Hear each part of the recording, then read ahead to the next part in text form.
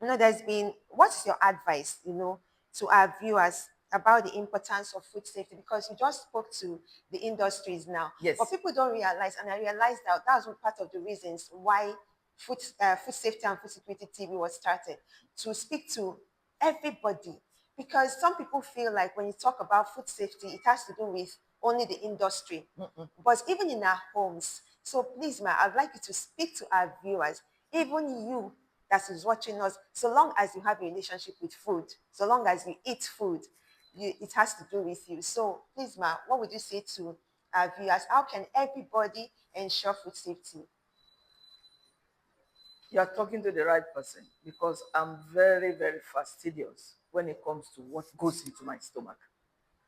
I come back home, or I come back from a meeting where I was greeting people all over. I have to wash my hands first if I'm going to use my hand to eat. So hygiene is the basic. We have to keep to good hygiene to ensure food safety in our home. Now, I have chicken that I brought from the market, and I use a cutting board to cut the chicken. I cannot use the same cutting board to cut vegetable unless I wash it properly with running water.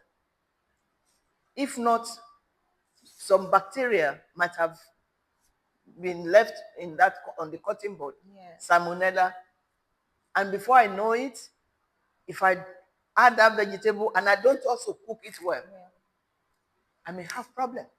So the things we use in preparing our food, very, very important to keep them very clean.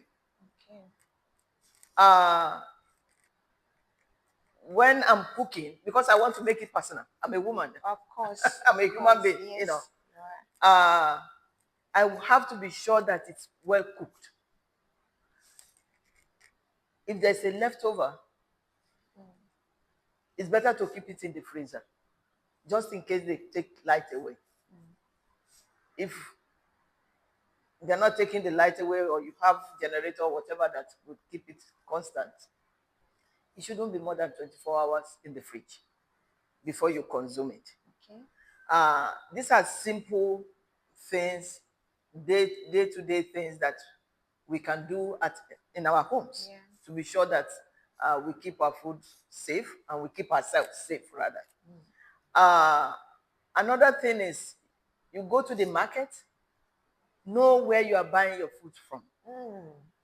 Know where you are buying your food from.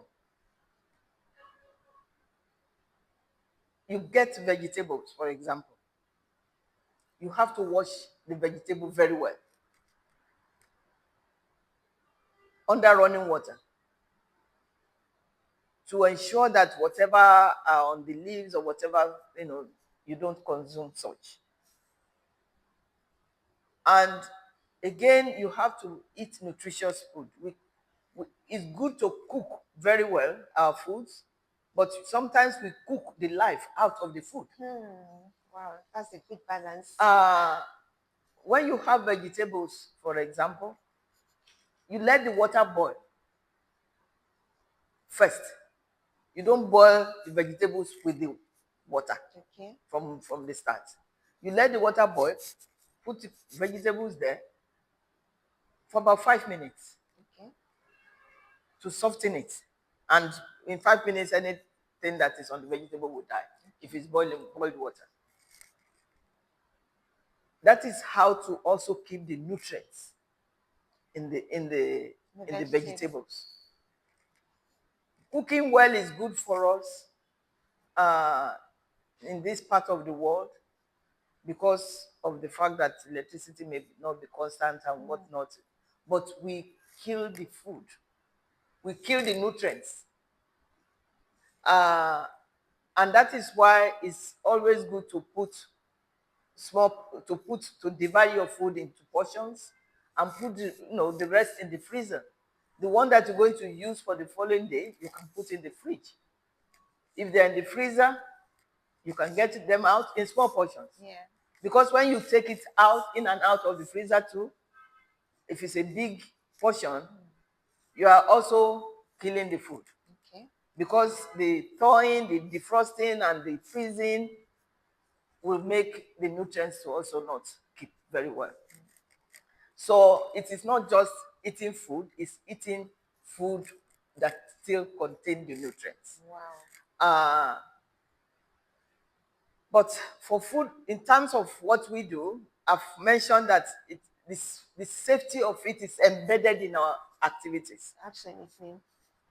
We go to the company, we have to make sure that they have good manufacturing practice environment, that they are compliant. If they are not compliant, we give them what is called corrective actions, preventive actions. Okay. And we say, okay, you have 10 actions to correct.